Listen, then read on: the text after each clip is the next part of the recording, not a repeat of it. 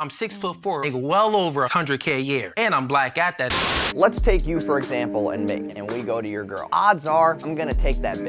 The men that they want are not going to settle for them. And so what's your recommendation? Buy a dog alone. I don't know why when somebody sees somebody in their career, they feel the need to fill the void. First, it was Kevin Samuels. He blipped off the face of this earth, and then people felt the need to trickle down in to try to fill some sort of void. Now, when Fresh and Fit is off of YouTube and they're to the depths of the internet on Rumble and Kick, somebody feels the need to fill that void. Let's stop with all the red pill madness. Now, just because Marvel dropped Jonathan Majors from their next MCU project does not mean that Kang doesn't have his variants. Kang being Myron in this example, and his variants being the Fugazi podcast. Now, we can see that this type of content is clearly on its last legs. I mean, people are doing this super rendition of the one-up culture where they have to say the most outlandish things to top one another. The Fugazi podcast became famous on the internet in these past couple of months based off of this one clip that went viral where he was claiming he was a top-tier man. Modern day women just don't qualify for the top-tier men, and that is the truth. You believe you're a top-tier man? By what standard? I'm 6'4", only about, what,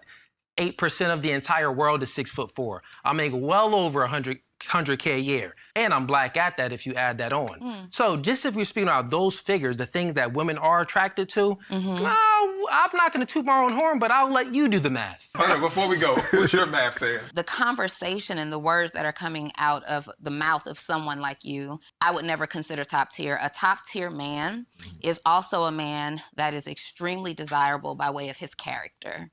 A top tier man is a man who displays a certain level of intellect that allows him to consider other people.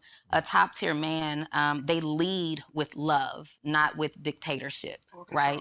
They don't want to control their woman. They want to gently lead their woman. A top tier man creates space for a woman to feel good about herself. A top tier man supports the dreams and the ideas of a woman. A top tier man prioritizes a woman. A top tier man is in leadership and working as hard as he is to give the woman the life of her dream. And with all that stuff that you just said, that was just womanese talk. Womanese is also 6'4", black, attractive. I don't know too many women in my circle who desire a 6'4" man still wearing braids. Typical alpha male. In that clip, he did exactly what we thought he would do, where he takes his own rendition of what a alpha male, top tier male is, puts it out there into the world. Nobody sits there and invalidates him. And when a woman is asked the question, he goes ahead and tries to shoot it down. The reason why he tries to shoot it down is because he feels some sort of attack upon himself. She's not saying that he inherently isn't a top tier male. We never even got into the personal traits. He was the one that decided to focus on the physical, if anything. Now, there's a couple things with alpha males that seem to reign true. One, they seem to be super athletic guys who make a lot of money. Two, they seem to be very, very vain. And three, and most importantly, they don't live the lives that they try to portray on the internet. Most of these people would talk down on people who date single mothers. Most of these people would talk down on people who don't have jobs. Most of these people who would talk down on people who are insecure. And most of these people claim that they wouldn't talk to women in the way that they do. But sadly, when you peel back the tape, Abba Preach did a very good job of breaking down the facade that this guy lives, and boy, oh boy, was it as expected. Now, I know a lot of people are going to come into the defense of the Fugazi podcast by saying, well, Omar, women are attracted to the physical. 100%, but that doesn't make you the top tierest of man. Of course, we know people who are fitting these criteria and categories that are dirtbags, that are deadbeats, and they're the word that they hate the most, simps. We didn't talk about anything character-wise, and I think that makes you more of a top tier man. If we think about some of the most important black male figures that we know in the United States history, I can think of a whole bunch that don't fit the criteria of being a certain height or fit the criteria of meeting some sort of financial threshold. Character is what matters the most. But none of that really matters because at the end of the day, this guy on the Fugazi podcast is a total hypocrite when we get into what he believes in and what he says on the internet versus how he lives his life. Fellas, this is why I tell y'all got to be careful about where y'all get y'all relationship/life advice from these guys on this fucking internet, on these podcasts and shit. Because yesterday I made a video about that Fugazi coolie dude or whatever, talking about being a top tier man. I always kind of knew dude was a little buddy. But yeah, so here's the clip, and then I'll show you why. Don't qualify for the top tier men, and that is the truth. You believe you're a top tier man? By what standard? I'm 6'4", only about, what, 8% of the entire world is 6'4". I make well over 100K a year, and I'm black at that if you add that on. That's why he said that. That's why he talked the way he talked. That's why he thinks he's a top tier man, because he's 6'4" and black. This is why. He's the trinket. He's the fetish. But this is the dude that y'all follow, fellas. This is the rhetoric that y'all subscribe to from hypocrites. A black man playing stepdaddy to some white kids with a single mother who was a BBL Becky. Mind you, getting her knocked up because she's currently pregnant, not even married to her. They've been together since 2017 and has yet to put a ring on her finger. When you've been waiting for it and think everything is a proposal. And darling, this is more than anything. So Christmas is around the corner, and since we got a little mixed baby here, we're gonna see which Santa he chooses. We got a black Santa, And I have the white ones. and let's see which one he chooses. Same time, don't cheat. Okay. 1, 2, 3. Which one are you gonna pick? It's crazy that these guys don't realize that their whole lives are going to be dug up on the internet. Or maybe they do, and maybe it's some sort of punishment kink or some sort of degrading fetish. That's right, they found his BBL Becky online and discovered that he is living nothing but lies. Not only is he a stepfather to somebody who is a single mother, he then decided to cuff, not wife, this said single mother and then continue to make her a single mother because he's not married to her. Now, I may have different opinions on single moms than a lot of people do. I'm not saying that these people should be totally devoid of love. They don't deserve any opportunities at all. But because that's not my stance, I don't feel ashamed to maybe potentially date them. I don't know. I'm too young to date a single mom at my current age, but that's a whole nother story for another day. But all that's okay because I don't have disparaging words to say about single mothers. Somebody who is dating a single mom, continuing to create a single mom, I don't know why he would continue to put out rhetoric like this on the internet. As a single mother, do you believe you deserve a man in the top percentile? I'm able to do everything else, whether or not I have a baby or not. I still can be a great wife. Yeah, listen, single moms, recreational use only. Do you mean like Time out. Let's reverse it real quick. What? Looks like you're doing more than recreational use with her, buddy. Or maybe you're not, because you still ain't married her, but you're giving her those mixed kids that she enjoys to make content with, though, right? So like most of these podcasts, I keep telling y'all, a lot of these podcast guys that are the loudest about women are out here living double lives and making bank off of y'all. They're doing the same thing that these podcasts and pink pill women do to other women. They're doing to y'all. And I say this all the fucking time. These podcast guys are never married. They're never in successful relationships. And they're usually buddy boys. But these are the guys y'all subscribe to. These are the guys that y'all are in my comments arguing with me about, defending, and telling me that I'm simping for women. But instead of listening to fellas like myself who are actually married in real life and trying to tell y'all how to find them, y'all would rather listen to guys like him because it reassures the echo chamber that you want to be in. Y'all'd rather sit and point and blame women all fucking day for why you can't find a wife. But everybody's an alpha man, a good man, and a top tier man though. Yet can't none of y'all get together and find no fucking woman. But when married men like myself get to talking about what y'all need to do, you tell me to shut the fuck up because, well, you married, bro. Why you worried about another man? So y'all don't want to hear what I got to say. So it's half in, half out recreational use. I mean, he's definitely not wifing her, putting a ring on it. I think that would be an easy commitment, having multiple kids by her and supporting multiple kids in that household. Hell, unless she's the one doing the supporting, which would probably take you out of the tier conversation, the top tier man conversation. But because you're making $100,000, I would assume that you're a top tier man. But then why aren't you wifing her? It's a hypocrite, Your Honor. That's exactly what this is. Now, why we take these guys seriously, I don't know. The only purpose that they do serve is to take young, impressionable people's money. They give them some sort of clout. They give them some sort of fame, these people that are looking for validation, while the whole time they're not really living their lives. I don't even understand how people can still look up to this after being exposed in the way that he was on ABBA and Preach. Do you believe you're a top tier man? By what standard? By what standard? Mm-hmm. Well, when I'm in a relationship, I'm not speaking about myself. But I'm as you can see in that clip, I never said I was a top tier man. So when you say I'm gonna let you do the math. I'm not talking about me. I'm not talking about me. Okay, I'm not saying but I'm 6'4". I'm not saying I make this. I'm not saying I'm a top tier YouTuber, but the metrics of a top tier YouTuber are: wears a purple jacket, works in a duo, is black, wearing shades. Now, I'm not saying it's me, but I'll let you do the math. You know what I'm saying? You've never claimed to be a top tier man. You never claimed to be top dog, right? It's going to be extremely hard for a woman to find a man that's better than me. And guess what? I know this, because she ain't going to never find another nigga that's better. It's going to be extremely hard. Next guy she find better is going to be Jesus. I'm not the type of guy that, you know, big and boast about himself. Bro, you know what you're doing right now? You're doing, like, in your video, you're doing negative gatekeeping. He's doing fugazi. Yes, that's what you're doing. If you think you top dog, then just say it. Why are you doing this fake humble thing because you getting called out?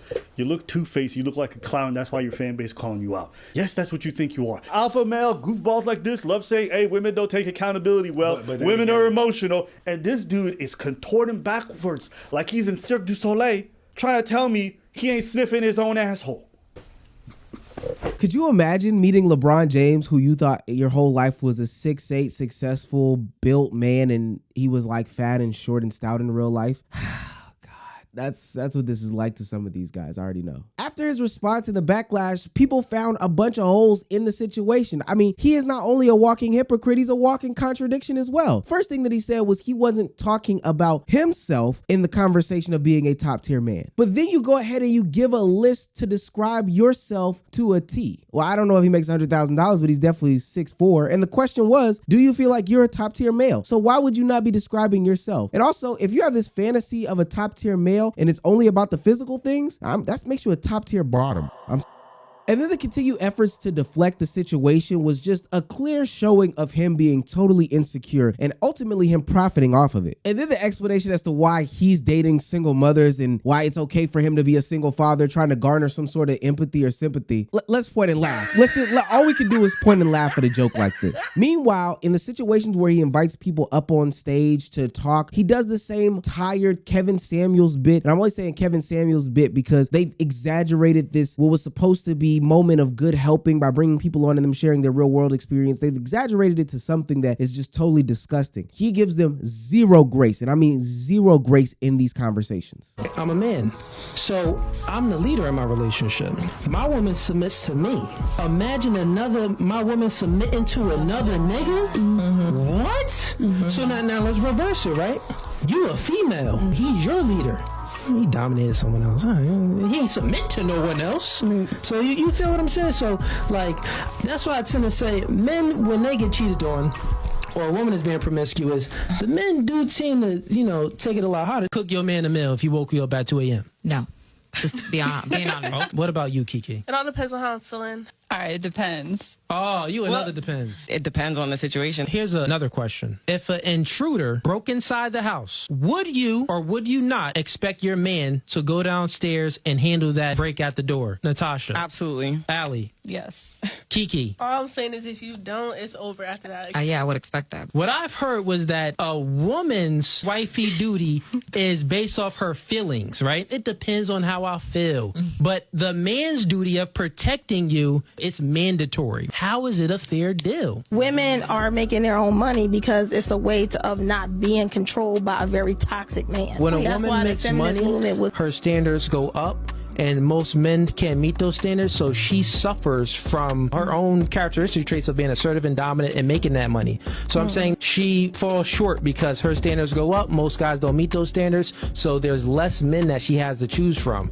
So she actually hinders herself from finding a man when she makes more money. You see, this is what a classic grifter looks like. He lives in this fantasy land where he believes that he is the ultimate prize, but when the Carfax are presented, you're lower than low. Like, you're nothing than nothing. And the reason why he's nothing than nothing is because I don't really know his personality, but the idea that you would get on the internet and lie to these people that are actually looking for help, and then you're literally the opposite of everything that you describe a top tier male or what these red pill people describe to be a top tier male is, makes you a terrible person. You see, if there's something that I've noticed is a common theme between all these guys, these red pill guys, is that they're trying to be some sort of Kevin Samuels variant. Get the French toast out of here. And the only reason why I keep bringing up Kevin Samuels is because a lot of the community love Kevin Samuels, but these people are taking it too far. And I think what they didn't even realize is that parts of Kevin Samuels' lives was a lie in and of itself, but these guys are taking it to a whole nother level that I can't even rightfully so associate with Kevin Samuels, even though I wasn't necessarily the fondest of him. They go from high value man to top tier male to alpha male. They use any variation of those words to try to put themselves on a pedestal. And see, why Kevin Samuels didn't create these talking points, he popularized these things and made them to be what they are in the mainstream media today. You're 29 years old saying I'm a freight broker and I've invested. No, I'm 27. Yeah. 27, whatever. You use words like invest in business. You're unemployed living off your girlfriend. Now, I use stock options, but How much you earning a month? Ooh, shit, about under 1,000, depending on how. Then don't tell me damn thing about stock options. Negro, you need a job.